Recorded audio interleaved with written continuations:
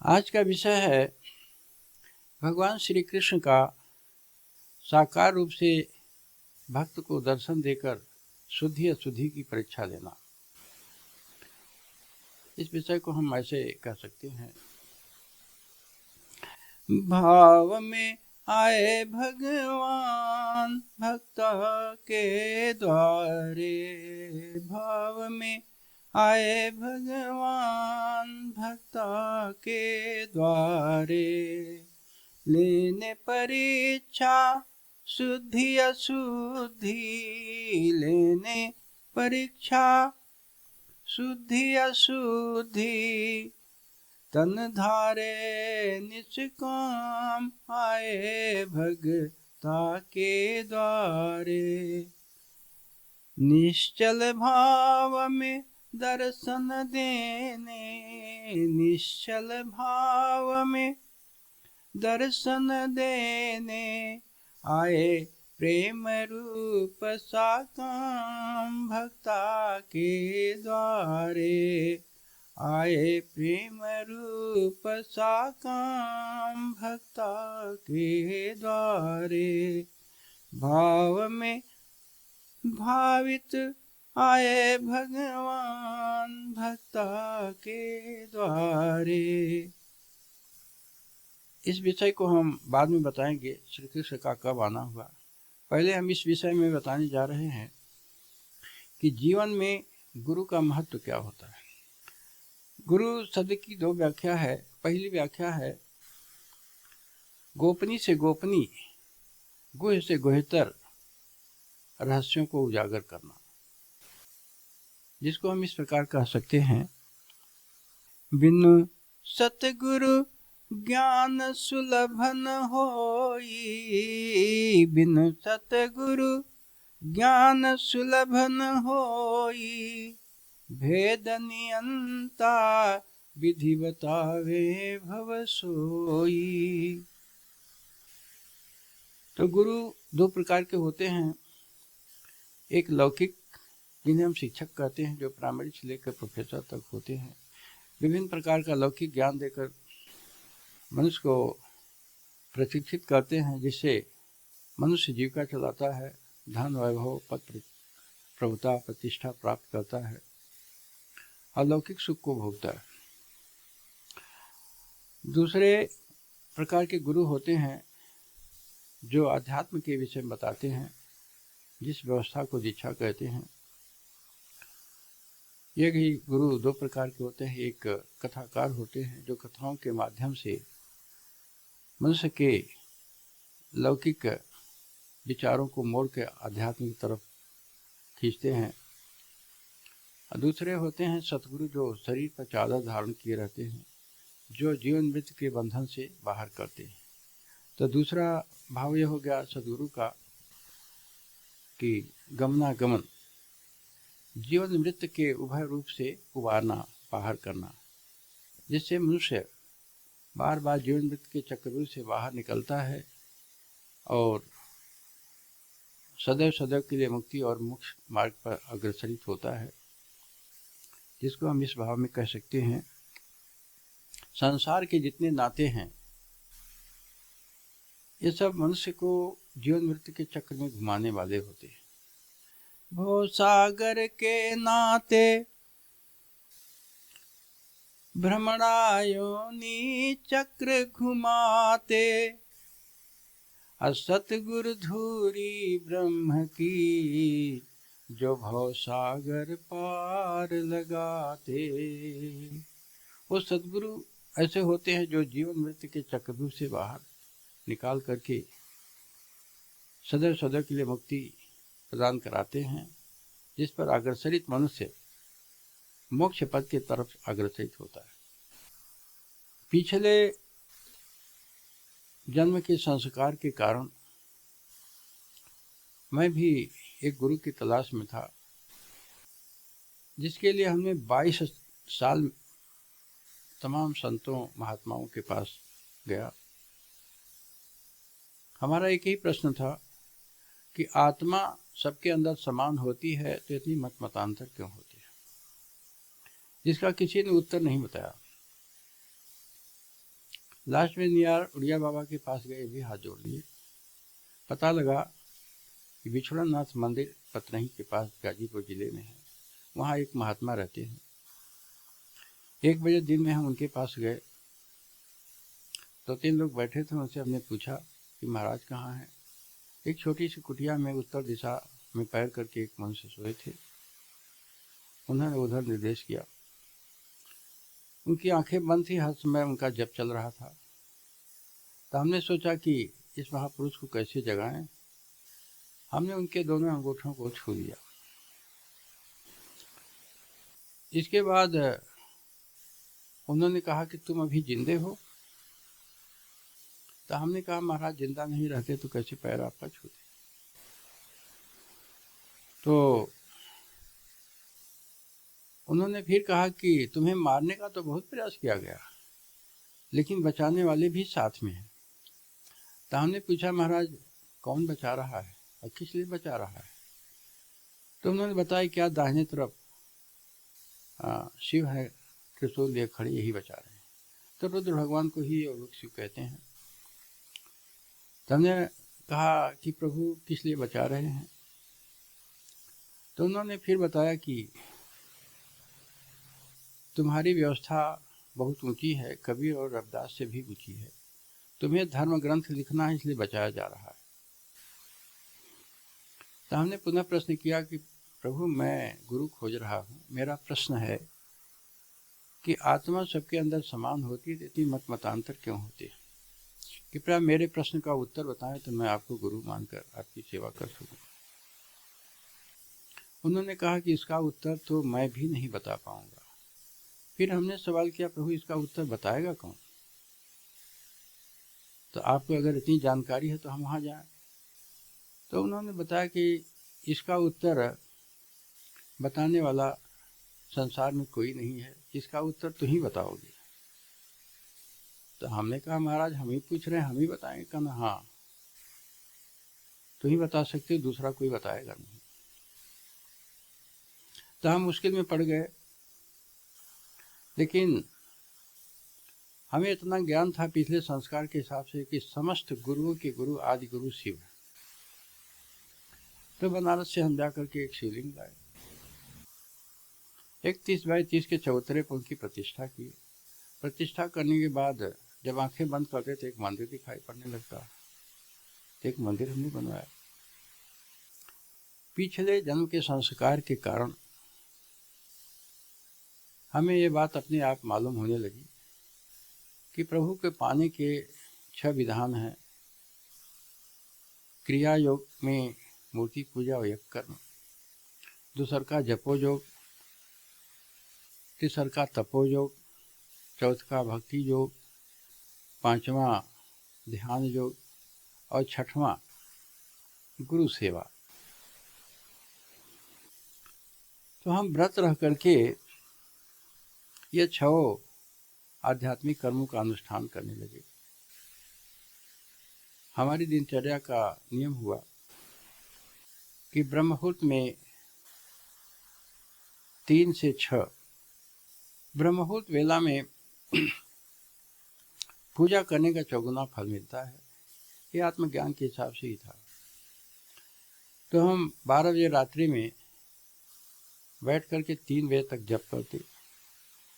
3 बजे ठीक मंदिर पर पहुंचते और 22 दीपक जला करके उसी के मध्य में हम विधिवत पूजन बंधन के उपरांत यज्ञ कर्म करते। तो 3 से 6 ये क्रियाएं होती। फिर घर पर जाते और दूध गाय का रखा रहता, गाय का दूध लाकर शिवलिंग पर चढ़ाते और जल। इसके बाद फिर हम ध्यान में चले जाते। तो 5 घंटे ध्यान करते, पुनः थोड़ा उठकर चाय पीने के बाद फिर ध्यान करते 5 बजे तक। इस तरह से सायंकालीन फिर यज्ञ करते। यज्ञ कर्म के बाद वही हमको 1 गिलास दूध और मूंगफली का दाना, यही खा करके 9 बजे सो जाते। 9 से 12 सोने का। जब मनुष्य अन्न नहीं लेता उसे निद्रा कम लगती है। इस क्रम में करते करते शरीर तो काफ़ी कमज़ोर हो गया। 11 साल बीत गए। जाड़े का दिन था, कोहरे खूब चल रहे थे। हम जब मंदिर पाए तो हमने देखा शिवलिंग के बगल में एक पीताम्बर पीला वस्त्र धारण करके, चादर ओढ़ करके एक महापुरुष सोए हैं। उनका मुंह भी ढका हुआ था। तो हमने सोचा कि सोए हुए मनुष्य को कैसे जगाया जाए। तो आधा दूर हम सोचे कि मंदिर धो लें, आधा दूर पोंछा लगाएंगे। आधा दूर मंदिर धोने के बाद जब हम कपड़े से पोंछा लगाने चले तो देखते हैं इनके सर के पीछे एक डिब्बा रखा था, जिससे शौच वौच के लिए लोग बाहर जाते थे। तो हमने सोचा ये डिब्बे हटा दें, या शुद्ध डिब्बा यहाँ रखे हैं। और मन में एक भाव आया कि शायद कोई पागल आदमी होंगे। जैसे ही हम डिब्बे को पकड़ते हैं तो वहाँ से बोल रहे हैं, ए रहेदा, मन चंगा तो कठौती में गंगा, माना तो देव नहीं पत्थर। तो हमने सोचा ये तो आध्यात्मिक बात बोल रहे हैं। फिर हम डिब्बे को छोड़ करके और जगह पोछा लगाने के बाद आए। जल स्नान करने के बाद फिर जब ऊपर चढ़े सीढ़ी पर तो देख रहे हैं उठ के बैठ गए हैं। और उन्होंने जूते को आगे रख लिया और डब्बे को, और चमड़े का जूता पहने हुए हैं पैर आगे करके, और डिब्बे को सामने रखे हैं। तो हमने देखा चमड़े का जूता पहने हैं और लैट्रिन का डब्बा रखे हैं। लगता कोई पागल आदमी है। उन्होंने कहा हमको ठंडा लग रहा है, जरा अग्नि जलाओ। तो हमारे मन में एक ख्याल आया कि मेंटली डिस्टर्ब है, पागल आदमी है, इनको हम नीचे बुला करके आग जला देते हैं। तो हमने कहा महाराज आप नीचे आइए, जहाँ कहिए मैं वहाँ अग्नि जला देता हूँ, आप अग्नि से अपनी जाड़े की तृप्ति बुझा सकते हैं। तो उन्होंने कहा कि आसन तो मैं यहाँ लगाया हूँ, नीचे क्यों जाए। दोबारा जब आध्यात्मिक बात बोले, आसन तो मैं यहाँ लगाया हूँ, नीचे क्यों जाए। तो हमने आंख बंद करके देखा है कौन है। तो देख रहे हैं कृष्ण भगवान बंसी बजा रहे हैं। तो हमने उन्हें प्रणाम किया, हमको प्रभु आप। तो वहीं ईंटें बिछा करके उस पर अग्नि जलाए। इसके बाद हम 22 दीपक जलाते थे। उस समय हमारे भक्ति का भाव बड़ा प्रबल था, बड़ी इच्छा थी। ब्रह्ममुहूर्त में 5 दीपक शिवलिंग पर लगाते, 5 हवन कुंड पर, और एक गणेश जी की प्रतिमा, 3 दुर्गा जी के यहाँ, एक फिर रुद्र पार्वती के यहाँ, 2 विष्णु लक्ष्मी के यहाँ, 2 ब्रह्मा सरस्वती के यहाँ, एक हनुमान जी के यहाँ। हमारे यहाँ मूर्तियाँ हैं। और उसमें बैठ करके बड़े भाव से, उस समय सस्ताई का समय था, भाव से हम यज्ञ करते थे। 2 घंटे यज्ञ में लगते थे। 6 बजे हमारा यज्ञ खत्म हुआ। जैसे ही यज्ञ खत्म हुआ तो 2 आदमी मिलने के लिए आ गए, और ये भगवान श्री कृष्ण अपने स्थान से उठ करके सड़क के उस पार गए। वहाँ एक हैंड पाइप थी। उस हैंड पाइप में ये पानी चला रहे हैं, और जो डिब्बा है लैट्रिन वाला अशुद्ध डिब्बा, उसी में पानी रोकते हैं, रोक करके पुनः हैंड पाइप में डालना, चलाना, यही काम किए। फिर जूता धो रहे हैं, जूता पहने ही पैर धो रहे हैं। तो जय बार मैं देख रहा हूँ इनका जूता कभी काला दिखाई दे रहा है, कभी पीला दिखाई दे रहा, कभी लाल दिखाई दे रहा, विभिन्न रंग के। तो आँखों को मल करके हमने देखा कई बार, तो कई रंग के दिखाई दिए। इसके बाद ये दक्षिण दिशा में मंदिर की तरफ मुंह करके ऊपर कह रहे हैं, गंगे गंगे गंगे 3 बार कहे। तो उसमें एक लड़का रहता था, उसके घर के सामने हैंड पाइप थी। तो लड़का कह रहा है कि जान ही तो जवन लप्पड़ मारब तो हर गंगे गंगे भुला जाए।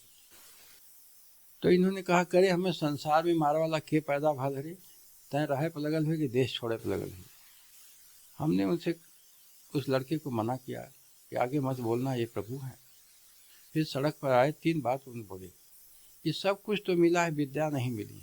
सब कुछ तो मिला है, विद्या नहीं मिली। सब कुछ तो मिला है, विद्या नहीं मिली। 3 बार उन्होंने कहा। इसके बाद मंदिर पर पुनः उसी स्थान पर बैठ गए। हम भी खाली हो गए थे, आए तो हमने उनसे कहा कि प्रभु आप रात में 2 बात बताए, मन चंगा तो कठौती में गंगा, माना तो देव नहीं पत्थर। तो हे प्रभु, यह शिवलिंग पत्थर का है ना, दृष्टि के अभाव में कुत्ता इस पर पेशाब करेगा, कौआ वृष्टि कर सकता है, लेकिन हम लोग इसमें शिव को देखते हैं। रही शिव की सर्वव्यापकता, तो शिव तो मैले के अंदर हैं, भी अंदर हैं, मैले के अंदर भी हैं। कौन सी ऐसी जगह है जहाँ शिव नहीं? लेकिन हे केशव, अगर आप स्वयं इस देवालय की मर्यादा भंग करेंगे तो बाकी जनता क्या करेगी? तब उन्होंने कहा कि करे 13 वरन कबीर, 13 वरन रविदास, अब 12वें वरन में तय कहाँ से रे? यह शब्द कह करके वह पुनः नीचे उतर गए। अच्छा, हम इनके बिना परवाह किए अपने घर पर हमारा गाय का दूध रखा रहता था, आधा किलो, वो दूध लेने के लिए चले। तो साथ में एक बनिया का लड़का था, आया। उसके पिता को कुष्ठ रोग हुआ था, सर पर मांझ बहती थी। उसके पत्नी को 3 धारा, पेशाब से भी खून, टट्टी से भी खून और मुंह से भी खून आता था। तो उसे हमने कहा था हमारे यहाँ आकर के यज्ञ में बैठा करो। 6 महीने करीब बैठा था, उसका सब खत्म हो गया था रोग। उसका पिता भी ठीक हो गया, पत्नी भी, क्योंकि शिव वैद्य रूप हैं। तो वो भी मेरे साथ चल रहा था। तो उसने पूछा कि ये कौन हैं? तो हमने कहा देखो कृष्ण भगवान हैं, हमारी परीक्षा लेने के लिए आए हैं, तुम जाके कुछ मांग लो, हम दूध लेकर के घर से आ रहे हैं। तो हम अपने घर गए तो हमारी पत्नी भी काफ़ी धर्मात्मा, उनके पास दिव्य दृष्टि भी था। हमने उनसे पूछा कि मंदिर पे एक संत आए हैं, वो कौन है? तो उन्होंने कहा कि बनिया से कहला है कि कृष्ण भगवान हुआ, जो कुछ मांग ले। तो तुम्हें मांगा कि ना, हमसे पूछा था। तो हम कह लिए वो कृष्ण भगवान है। तो उन्होंने बताया कि हाँ, हम किस लिए आए हैं। तो उन्होंने बताया कि आपको शुद्धि का बड़ा भ्रम रहता है, उसी को दूर करने के लिए, ज्ञान बताने के लिए आए हैं, आप भी जाके कुछ मांग लीजिए। पुनः मंदिर पर आए, दूध चढ़ाने के बाद, शिवलिंग पर दूध चढ़ाए, जल चढ़ाए। इसके बाद उस बनिया को हमने ऊपर बुलाया कि ऊपर आओ, यह पूछने के लिए कि क्या क्या बातें हुई। लेकिन वो कह रहे हैं कि तुम चले जाओ, इनका भस्म भभूत मत लो। और यह बात सुन करके वो साइकिल से चला। तो हमारे मन में आया कि इसका हमने कोड ख़त्म किया, अपने साकला से 6 महीना यज्ञ करवाया, इसकी पत्नी सही हुई, हमारी बात नहीं माना और ये चला गया। तो वही हमारे विचार को प्रभु ने बदल दिया। तो हम उनसे कह रहे हैं कि तू विधाता है का बनिवा के भगा देला। तो कह रहे हैं कि अब हिले ना जंदे विधाता हिला। तो हम व्यंग में कह रहे हैं बाहरी विधाता दर्शन तो भाव। तो वहाँ एक पुजारी आए थे यज्ञ कराने के लिए। तो कह रहे हैं अरे महाराज, आप इनके मुंह क्या लग रहे हैं, आप जाइए। इसके बाद हम मोटरसाइकिल स्टार्ट किए, आगे गए। 1 किलोमीटर जाने पर फिर हमारा दिमाग बदला, कह रहे हमने क्या कहा। फिर वापस आए तो प्रभु गायब। तो जब मनुष्य की साधना, जितना आध्यात्मिक दूरी तय होती है, निष्काम भक्त को भगवान किसी न किसी रूप में दर्शन दे करके उसके मनोबल को बढ़ाते हैं और ज्ञान देते हैं। इस क्रम में भगवान श्री कृष्ण ने भी हमें दर्शन दिया। बाद में हमने उनसे बात किया कि प्रभु, ये 12 वर्ण का क्या मतलब होता है? तो उन्होंने बताया कि 13 जन्मों तक तपस्या करने के उपरांत कबीर और रविदास को उस परम नियंता के प्रकाश की प्राप्ति हुई। 16 जन्म वेद व्यास को लगा और यह तुम्हारा 12वां जन्म है और तुम्हें धर्म ग्रंथ की रचना करना है। तो संतों का उदय किसी न किसी प्रयोजन से होता है। हम एक परम नियंता की गुरु वंदना बता रहे हैं इस भाव में। सत्य पिया मिलन की आस लिए गुरुद्वार तुम्हारे आए हैं। एक तू ही हो जग में आधार गुरु, प्रेम हार लिए संग आए हैं। तजी लौकिक सुख भो आनंद को, परमानंद मिलन हित आए हैं। चरणों की सेवा करने को सत ठाव आधार हमें दीजिए। चरणों की सेवा करने को सत ठाव आधार हमें दीजिए। शिष्य अपना मान कृपा सतगुरु भव सागर पार हमें कीजिए। क्या जग में हमारा जिसे मैं दूं, सत विचार मेरी दक्षिणा लीजिए। क्या जग में हमारा जिसे मैं दूं, सत विचार मेरी दक्षिणा लीजिए। सत नमन करूं, सत नमन करूं, वंदन ही करूं, वंदन ही करूं। सतगुरु के चरणों में प्रेम भेंट ही अर्पण करूं, प्रेम भेंट ही अर्पण करूं। तो भक्ति दो प्रकार की होती है, एक सकाम भक्ति और एक निष्काम भक्ति। जो भक्त निष्काम भाव से समस्त गुरुओं के गुरु आदि गुरु भगवान शिव की आराधना करता है, तो उसे लास्ट में आध्यात्मिक ज्ञान परम तत्व का ज्ञान प्राप्त होता है। और सकाम भक्त को उसकी इच्छा अनुसार, क्योंकि कर्म का फल परम नियंता को देना पड़ता है, तो सकाम भक्ति में जो मांगता है देने योग्य बर रहता है तो उसे मिलता है। अन्यथा निष्काम भक्त को परम तत्व ज्ञान मिलता है और अपना अंतरिम ऐश्वर्य प्रदान करते हैं। इस प्रकार 36 वर्षों की तपस्या के उपरांत प्रभु ने महाधर्म ग्रंथ पार्विका की रचना करा के अपने अंतरिम ऐश्वर्य मूल तत्व ज्ञान को उजागर किया है। उस परम नियंता आदि गुरु को हम कोट कोट बार नमन करते हैं।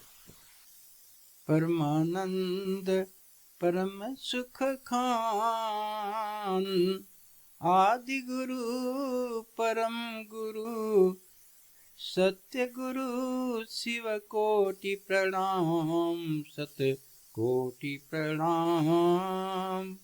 संग स्वरूपाय द्वितीया शक्ति, अनादि बोधिका कोटि प्रणाम।